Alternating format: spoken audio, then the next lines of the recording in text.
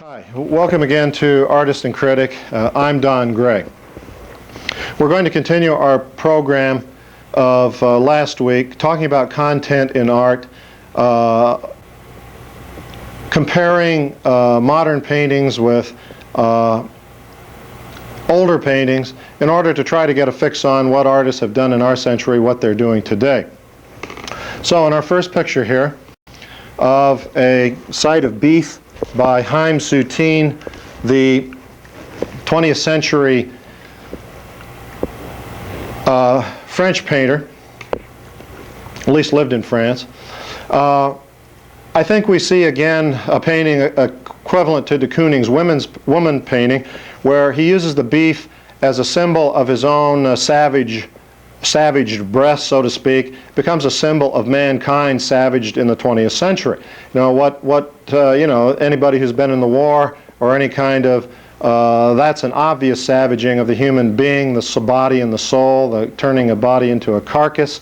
And it's my feeling, judging from the artist's work of the 20th century, they feel the spirit, human spirit, has been savaged as well.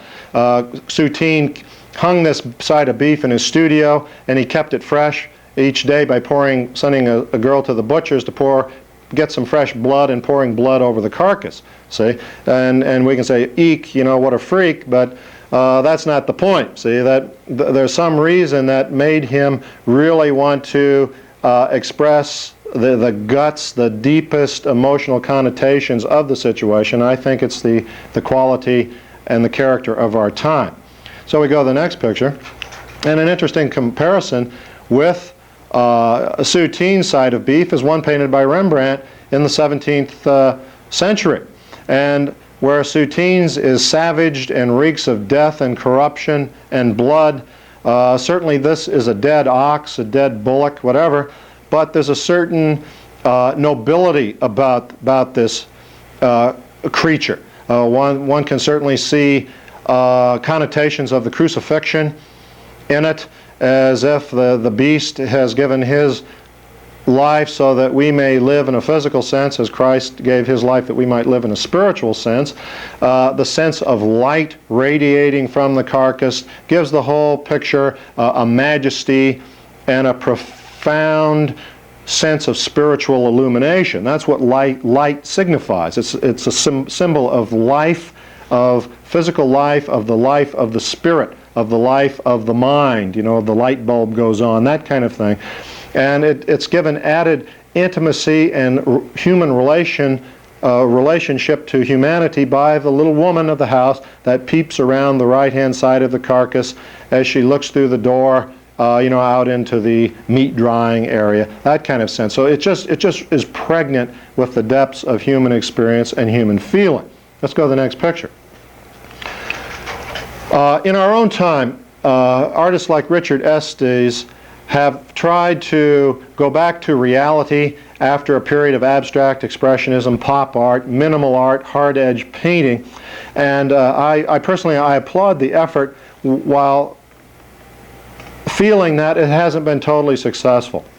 That there's a harshness about their painting. There's an almost anal obsession on detail and a meticulousness that meticulousness is the death of free creativity. And I don't mean that you have to have a chimpanzee ride a tricycle around a canvas squirting tubes of paint to be spontaneous, but the fact that the detail, the fact that they're relating the paintings to photographs. See, I mean, they do go out and photograph the scene, but they're not painting directly from the scene. They're copying a photograph rather than working from the breath, the vitality, the feeling, the spirit, the ambiance of reality. And they look like photographs. And no matter, the people haven't yet learned that a photograph is not the same as a realistic painting. A realistic painting is a structure that is built up, and areas are massed together, and there are simplifications as well as detail. So that I think he gets lost in a little bit.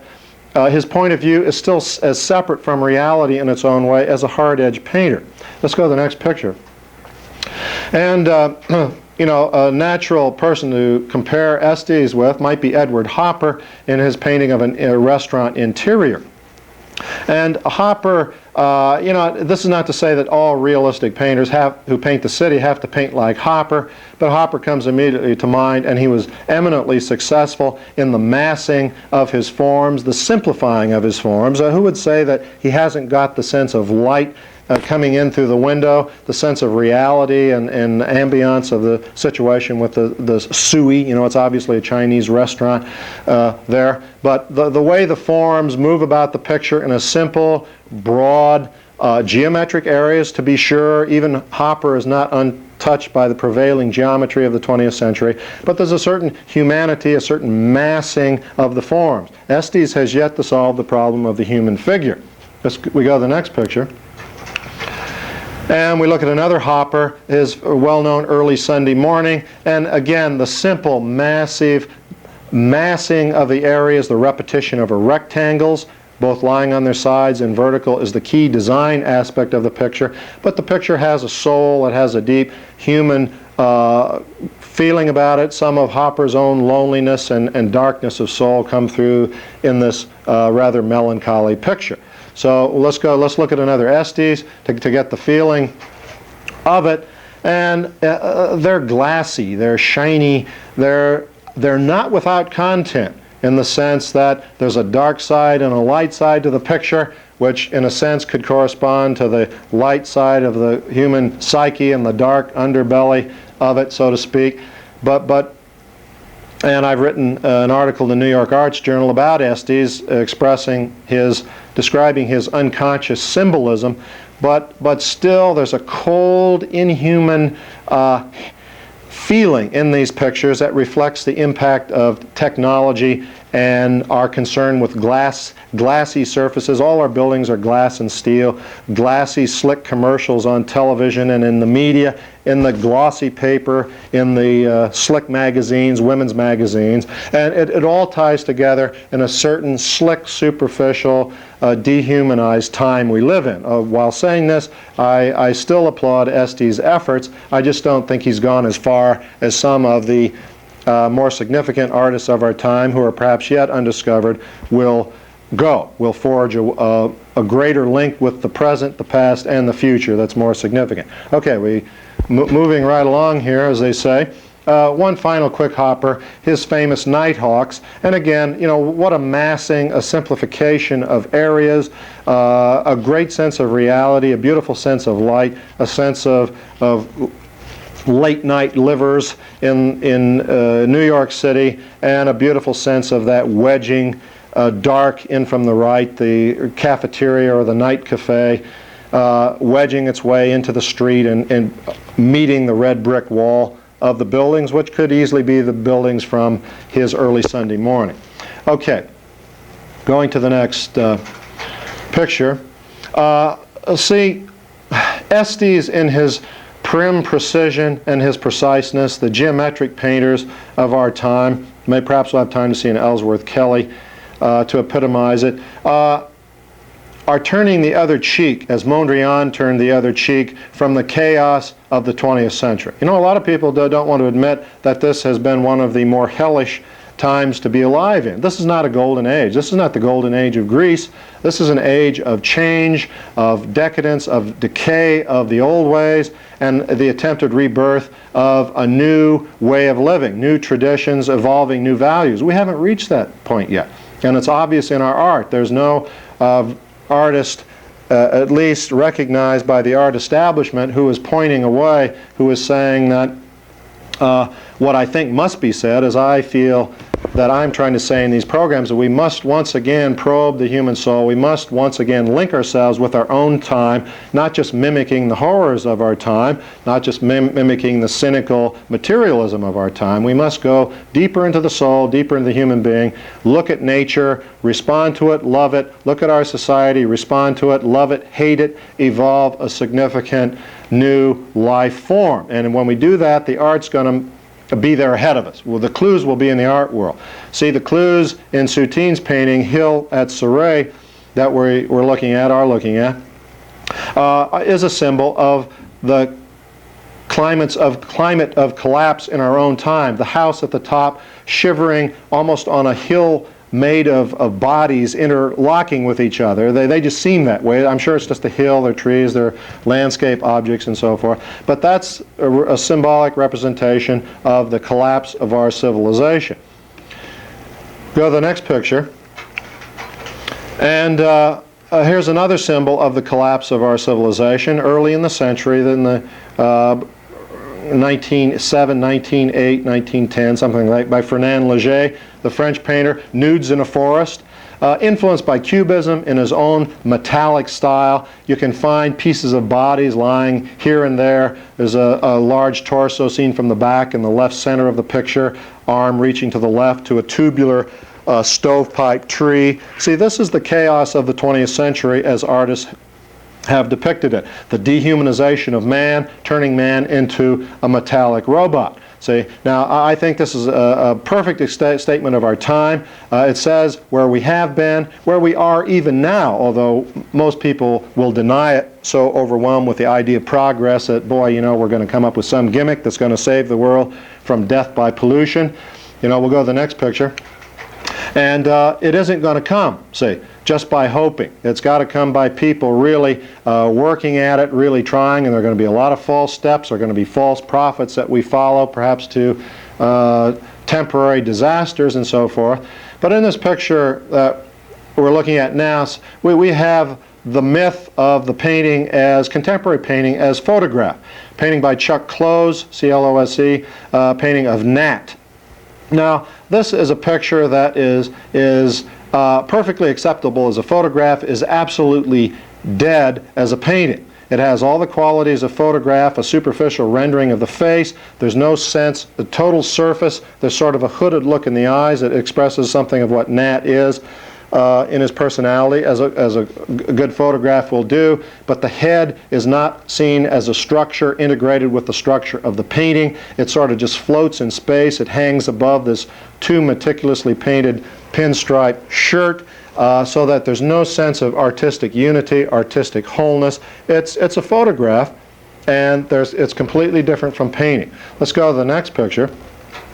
And we take a look at a Rembrandt portrait of his father, and here we see a head integrated as a structure, developed as a structure through the trial and error of the artist. The artist is looking at his father while he paints him. And this thing develops through the deep instincts of the artist, whereas Close has a photograph. Perhaps he projects the slide of Nat right directly on the canvas, and he's simply copying the thing, and it comes out flat, thin, two-dimensional, superficial. This, as a living structure developing from an inner core, so to speak, becomes a solid, vibrant, living human monument. This is why this will be as alive 500 years ago, in 500 years in the future as it was 400 years in the past, and while Close's picture was dead the minute he even conceived of it. See, and it has a momentary popularity in our time because critics and curators simply are as caught up in the fashions as anybody. They're creating the fashions, and they are misleading us, really, to put it frankly, misleading themselves. And you know, that's why fashions change so fast in our time, that one superficial, meaningless art form follows another, and we're led down the garden path, and a few rich, wealthy people find the happiness in believing that they're associated with some significant art movement, but it's all deception. It's all the dross of the material world coming to a terrible pustule, you know, that will break soon one of these days. It's perhaps draining right now, and new artists and new art movements are in their inception. Have been.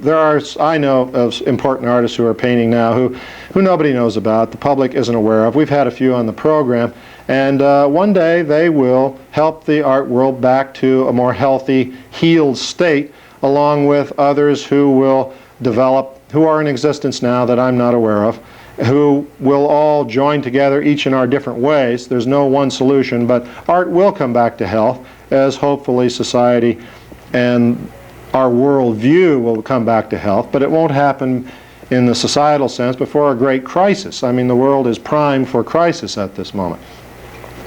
Let's go to this next picture. See, here's another close-up of a Chuck Close piece, and one might say, my God, 6 by 7 feet or something of the sort, how impressive, but it's hollow, it's emptiness, it's sheer surface rendering from a photograph, and it looks it, it's superficial. We go to the next picture. And here's a Paul Cézanne head of Victor Choquet, who was a minor civil servant, in Cézanne's time, who I think was one of the heroes of the age, who on a small salary, while everybody else was ridiculing the Impressionists and the Post-Impressionists, amassed a formidable collection of great masterpieces. He recognized these great artists before anyone else did, anybody in the official art world, any of the educated people, any of the critics, any of the museum people, and of course that's the way it is today. That people with individual insights must be the ones to help the new artists reshape the world, come into a new more profound state of being. And there's a sensitivity in the man as rendered by Cézanne, but look at the massiveness of the head, the sculptural quality of it, the living substance of the paint, a feeling of the soul, sensitive soul of Choquet coming through. The roughness of the paint equating something of Cézanne's passion and power as an artist, whereas in Close's painting it's ultra meticulous, as befits a machine rather than a man. Okay. We go on to the next picture, and here we have James Rosenquist's Marilyn Monroe, a typical pastiche, 20th century collage pastiche, representing, perhaps in a sense, the fact that we're moving so fast that we can't even see a whole image, that our whole world view is fragmented by the disintegration of past values. And this isn't to say that values shouldn't disintegrate. That's the pattern of civilization since there was civilization. Values change, they don't remain the same, and when they're in the process of disintegration, everybody says, oh my God, if only I could live in a golden age. If only there were values that gave life a sense of profound meaning, rather than trying to find our values by buying a Pinto that blows up and incinerates us, when it's in a rear-end collision, by trying to pretend that all's right with the world, but we have all our colored television sets and all our material goods, while the world is being irradiated and poisoned and corrupted and killed. So that this is a symptom of our age. I think it's as shallow and metallic as any of the 20th century paintings, and for that reason is not very satisfying. This is his version of a portrait of Marilyn Monroe. And this is a fairly pathetic homage to a superficial homage to a pathetic, lonely individual, another alienated, one of the alienated in our time. And it's just all the glossy, superficial symbolism and cheap art tricks of our time that do nothing to delve into her soul. See, what would Rembrandt have done with Marilyn Monroe? That is the question. In 16th century Italy, Giuseppe Arcimboldo, in a Mannerist painting, allegorical figure representing summer, in which he constructs the figure and the head out of the different fruits and vegetables of the summer, was doing in his own time in a very individual way, one might say somewhat freakish way in the 16th century, although Mannerism, as an offshoot of the Renaissance, was trying to stretch the limits of art to go beyond the achievements of Michelangelo and Leonardo. And how does one do something new, do something different? And doesn't that sound familiar as contemporary artists try to come up with, are obsessed by the new, by the different, trying to do something new, and in that desperate attempt they come up with the same old dreary manipulations of artistic technique and aesthetics. But at least Arcimboldo had a sense of a certain emotional depth in the picture. At least the picture is three-dimensional, has a certain substance to it, but in the sense that it is almost surrealistic before surrealism came into being. I think there's a certain limitation. One would suspect that Arcimboldo is a more limited soul than, say, Michelangelo. Say, Michelangelo's vision encompasses the universe. Arcimboldo searches out one dark, mysterious, possibly dank corner of his own psyche, and as well as the world's psyche, but a fragment rather than the whole. Okay, we go on to the next work. And here's Picasso fragmenting our society again. This happens to be a portrait of the influential art dealer Vollard. So Picasso is careful to maintain his identity, and he's recognizably Vollard, but he's kind of, in this instance, kind of superficially imposes the Cubist aesthetic on Vollard. But the Cubist aesthetic is the metallization of man, the mechanization of man, the dehumanization of man, the fragmentation of man as simply an adjunct to 20th century industry and technology. We go to the next painting, and to think that Cubism in great sense sprang from this man, Paul Cézanne, when we look at the faceting of planes of the head, and it's easy to see that one aspect of Picasso's Cubism is stylizing these facets that Cézanne uses in order to simply, beautifully, bluntly state the solidity of the head. And of course, Picasso influenced by primitive art and technology, the 20th century. But people, I think Cézanne would turn over in his grave if he saw what people had made of him, what artists had made of him, what Cézanne, what Braque have done with him, what Mondrian did with him as an offshoot. If Cézanne thought that Gauguin took, quote, his sensation for a boat ride, unquote, and was somewhat irritated with old Paul, I think he would be very upset with Pablo, Georges, and Pete Mondrian, to say the least, and to say nothing of our geometric artists of the 20th century. See, here's the true Picasso, woman in a chair, a Cubist painting, the head at the upper right center, geometric. We come down to collarbones, bony structures, sort of breast areas in the lower center of the picture, an upraised hand in the lower left.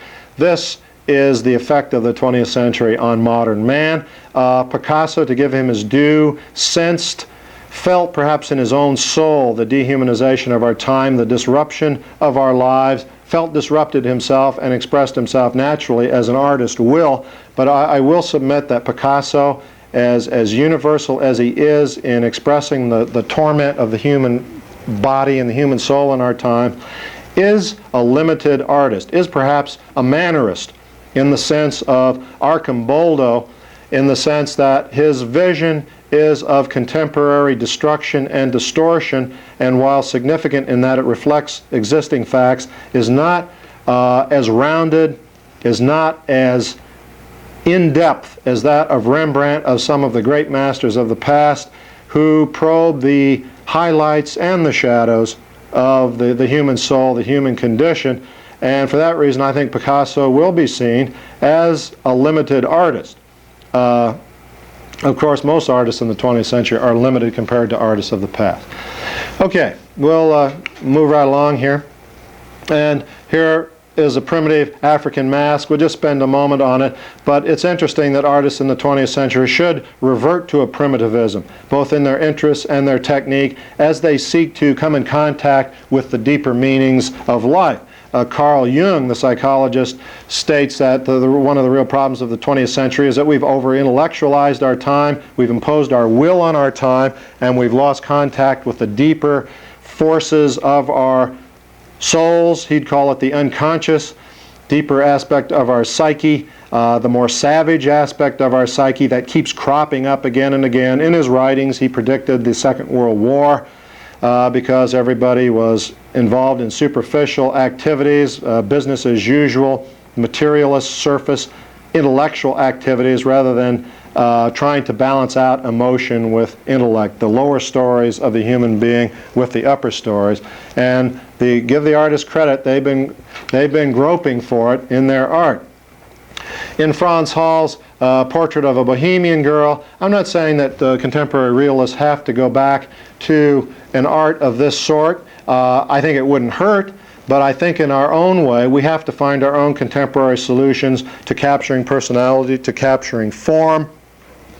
But I would submit that the way to do it is to look at nature, look at reality, feel something for it. Don't simply have a cold heart toward it as Roy Lichtenstein does, ignoring it in this detail of a woman playing a piano. I mean, this is the absolute pits as far as expressing a woman, expressing a human being as either a living form, an organic form, or as a soul. Boy, Women's Lib really ought to get on Lichtenstein's back for this.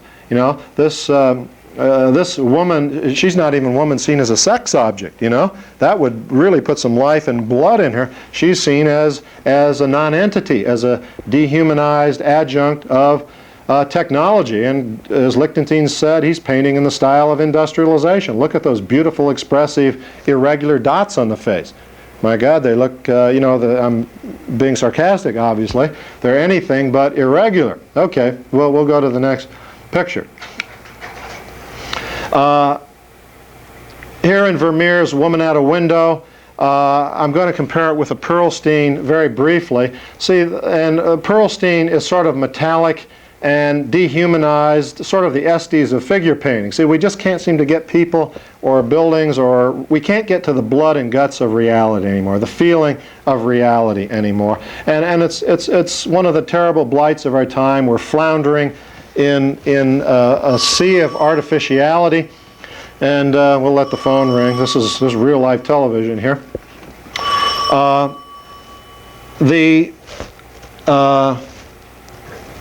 I'm momentarily distracted. The real challenge is to get some of the blood and the sinew of life in painting. And Vermeer did it in a very smooth sense, a very even sense, and the show's about to run out of time, so we're about to wind down here. Now I'm gonna flip the Pearlstein here, and notice the glassy quality of the body, the glassy quality of the modeling. We could quibble about the fact that the head goes off so that the figure's dehumanized in that sense, but one feels, and just the title of it, Woman in Red Robe on Wrought Iron Bench, one feels this obsession in the descriptiveness of the title with the obsession of the metallic meticulousness of the painting. Now, I'm all for meticulousness in the sense that we need to rediscover reality in our own time. This will be our last picture. And that we have to rediscover the art of painting. I feel that in my own work, I literally have to rediscover the art of painting. Nobody else is doing it for me. Like de Kooning, I can't say I can't start from scratch. I have to start from scratch, and I think the more artists that start from scratch, that look at things, that feel things, that respond to reality, and not in a photographic sense, but you may work with a great deal of detail, you may not, but we have to get the blood, the sinew, the pulsating life of the body, of the spirit, of the emotions back into whatever subject we're painting. Then we're on the way to bringing back art to health. Thanks very much. I'm Don Gray. Have a good time.